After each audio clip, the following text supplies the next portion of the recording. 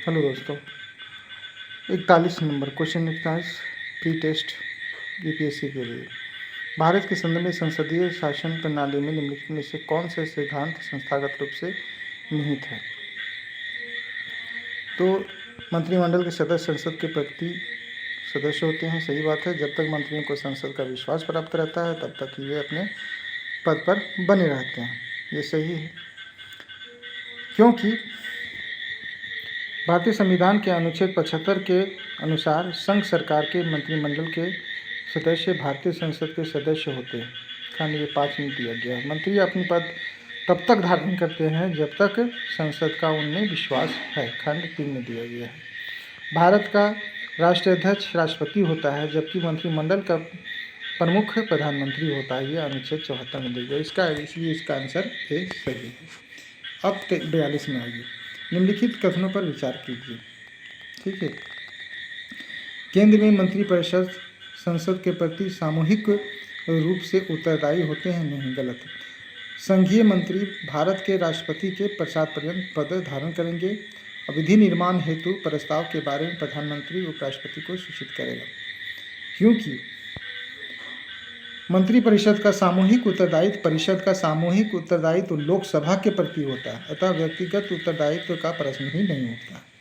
परिषद एक टीम की तरह आती है और खत्म हो जाती है। परिषद केवल लोकसभा के प्रति उत्तरदायी होती है, राज्यसभा के प्रति नहीं। मंत्रियों का राष्ट्रपति के प्रति उत्तरदायित्व औपचारिक होता है, जबकि लोकसभा के प्रति सामूहिक उत्तरदायित्व वास्तविक होता है। ठीक है, इसलिए 42 का जो आंसर बी है वो सही है। उसके बाद 43 में आ जाइए। तथा निम्नलिखित कथनों पर विचार कीजिए। कहता है कि राष्ट्रीय विकास परिषद योजना आयोग का एक अंग है। ठीक है, नहीं है। आर्थिक और सामाजिक योजना को भारत के संविधान की समवर्ती सूची में रखा गया है, सही रखा गया है। भारत का संविधान यह विहित करता है कि पंचायतों को आर्थिक विकास एवं सामाजिक न्याय की योजना बनाने का कार्यभार दिया जाना चाहिए। क्योंकि राष्ट्रीय विकास परिषद एक गैर संवैधानिक संस्था है। विकास के मदों हेतु भारत की यह शीर्ष निर्णयकारी संस्था है, जिसकी अध्यक्षता प्रधानमंत्री करते हैं और इसकी स्थापना 6 अगस्त 1952 को योजना के कार्यान्वयन हेतु संसाधनों व प्रयासों के संसाधन व सशक्तिकरण, सभी महत्वपूर्ण क्षेत्रों में समान आर्थिक नीतियों के प्रोत्साहन तथा देश के सभी हिस्सों के संतुलित तथा शीघ्र विकास के लिए किया गया था। ठीक है, इसलिए 43 का आंसर बी सही है ना। केवल 2 और स्टेटमेंट 3 सही है। उसी तरह आ जाइए 44 में। 44 क्या कहता है, तो ध्यान से देखिए। 44 कहता है कि पहला स्टेटमेंट है कि राज्यसभा का सभापति तथा उपसभापति उस सदन के सदस्य नहीं होते हैं, गलत है। जबकि राष्ट्रपति के निर्वाचन में संसद के दोनों सदनों के मनोनीत सदस्य का मतदान का कोई अधिकार नहीं होता, उनको राष्ट्रपति के निर्वाचन में मतदान का अधिकार होता है। देखिए, इसको इस तरह से समझिए कि भारत का उपराष्ट्रपति राज्यसभा का पदेन सभापति होता है, जबकि इसका उपसभापति सदस्य सदन के सदस्यों में से चुना जाता है। अनुच्छेद 89 खंड 1 और 2 में दिया गया। संसद के और विधानसभा के चुने हुए सदस्य भारत के राष्ट्रपति के चुनाव में हिस्सा लेते हैं, अनुच्छेद 54 का और अनुच्छेद 54 ख।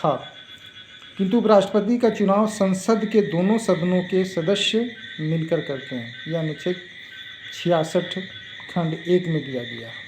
उसी तरह 45 नंबर क्वेश्चन कहता है, 45 नंबर कहता है कि राष्ट्रीय विधिक सेवा प्राधिकरण के सदस्यों में निम्नलिखित कथनों पर विचार कीजिए। पहला कहता है कि इसका उद्देश्य समान अवसरों के आधार पर समाज के कमजोर वर्गों को निःशुल्क एवं सक्षम विधिक सेवाएं उपलब्ध कराना है।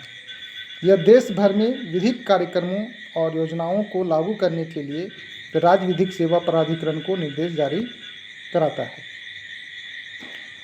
तो 45 का जो आंसर है वो सी सही है, यानी 1 और 2 स्टेटमेंट दोनों सही है। क्यों सही है? क्योंकि विधिक सेवा प्राधिकरण अधिनियम 1980 के अनुसार राष्ट्रीय विधिक सेवा प्राधिकरण नालसा का उद्देश्य समाज के कमजोर वर्ग को निःशुल्क कानूनी सेवाएं उपलब्ध कराना तथा मतभेदों को सुचारू समाधान हेतु लोक अदालतों का गठन करना है। भारत के मुख्य न्यायाधीश, इसके संरक्षक तथा सर्वोच्च न्यायालय का एक अन्य न्यायाधीश इस प्राधिकरण का कार्यकारी अध्यक्ष होता है। प्रत्येक राज्य में विधिक सेवा प्राधिकरण का गठन नालसा की नीतियों और निर्देशों के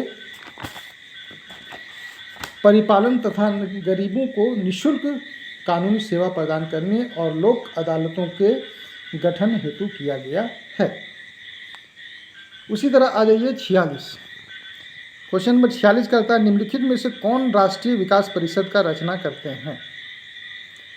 तो राष्ट्रीय विकास परिषद की रचना जो करते हैं वो प्रधानमंत्री करते हैं, ठीक है, संघीय मंत्रिमंडल के मंत्री गण करते हैं और राज्य के मुख्यमंत्री करते हैं।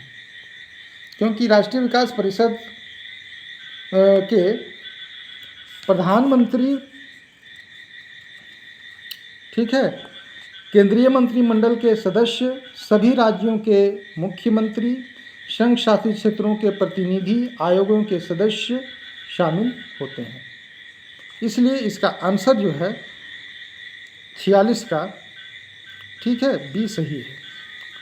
और उसके बाद आइए 47। 47 क्या कहता है, सो ध्यान से दीजिए। सर, निम्नलिखित में से कौन सी एक सबसे बड़ी संसदीय समिति है?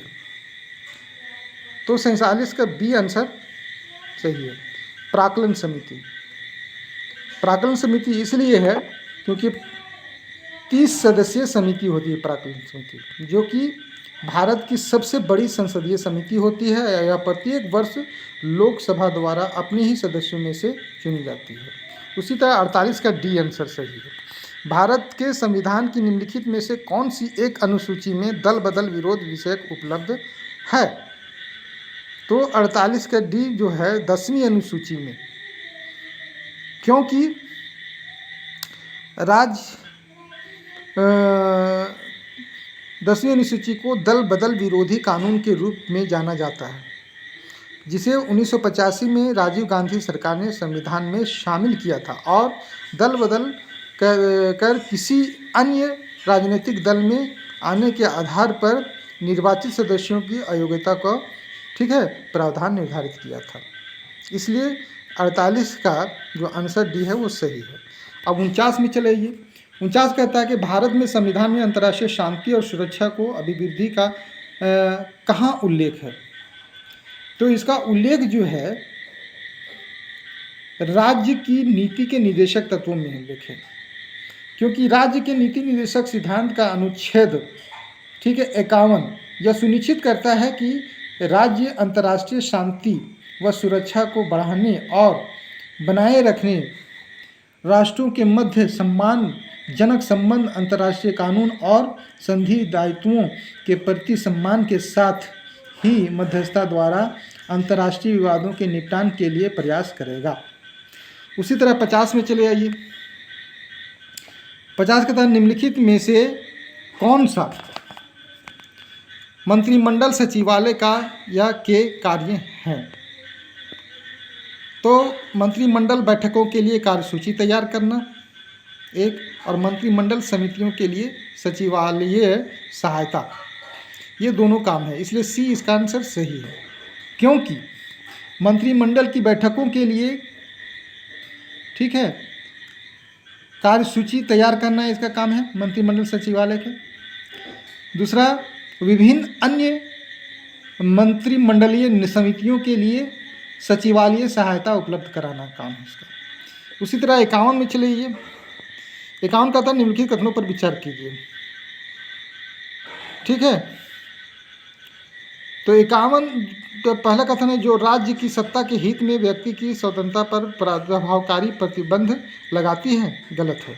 जो व्यक्ति की स्वतंत्रता के हित में राज्य की सत्ता पर प्रभावकारी प्रतिबंध लगाती है, ये सही है। दूसरा वाला सही है, क्योंकि संवैधानिक सरकार का वह रूप है जिसका अधिकार और निर्माण संविधान द्वारा परिभाषित किया गया है। सरकार को एक विशेष प्रकार का होना जरूरी नहीं है, जैसे लोकतांत्रिक, समाजवादी इत्यादि, किंतु इसके लिए एक मापदंड की आवश्यकता होती है जो परिभाषित और अपेक्षाकृत अपरिवर्तनीय होती है। उसी तरह 52 में चलिए, 52 क्या कहता है, निम्नलिखित में से कौन सी किसी राज्य के राज्यपाल को दी गई विवेकाधीन शक्तियां हैं। तो इसमें 2 शक्तियां दी गई हैं। पहला, भारत के राष्ट्रपति को राष्ट्रपति शासन अधिरोपित करने के लिए रिपोर्ट भेजना, और दूसरा, राज्य मंत्रिमंडल द्वारा पारित कतिपय विधेयकों को भारत के राष्ट्रपति के विचार के लिए आरक्षित करना। स्टेटमेंट 2 और 4 गलत है, क्योंकि राज्य की विधानसभा या विधान परिषद या राज्य के विधानमंडल के दोनों सदनों द्वारा पारित विधेयक को राज्य के राज्यपाल के समक्ष प्रस्तुत किया जाएगा, तो वह या तो विधेयक के लिए अनुमति देगा या अनुमति को रोक लेगा, या राष्ट्रपति के विचार के लिए विधेयक को आरक्षित कर लेगा। राज्यपाल राष्ट्रपति के रिपोर्ट भेज सकता है या सूचित कर सकता है कि राज्य का संवैधानिक कामकाज ठीक नहीं चल रहा है और राष्ट्रपति से राज्य में राष्ट्रपति शासन लगाने की सिफारिश कर सकता है ना। उसी तरह क्वेश्चन नंबर 53 का चलेगी। 53 में क्या कहता है, सो ध्यान दीजिए। 53 निम्नलिखित कथनों पर विचार कीजिए। 53 कहता है, पहला स्टेटमेंट कहता है कि राष्ट्रपति भारत सरकार का कार्य अधिक सुविधाजनक किए जाने के लिए और मंत्रियों में उक्त कार्यों के आवंटन के लिए नियम बनाएगा। सही है। भारत सरकार की समस्त कार्यपालक कार्रवाइयाँ प्रधानमंत्री के नाम से की जाएगी, नहीं, ये गलत है ना। राष्ट्रपति भारत सरकार का कार्य अधिक सुविधापूर्वक किए जाने के लिए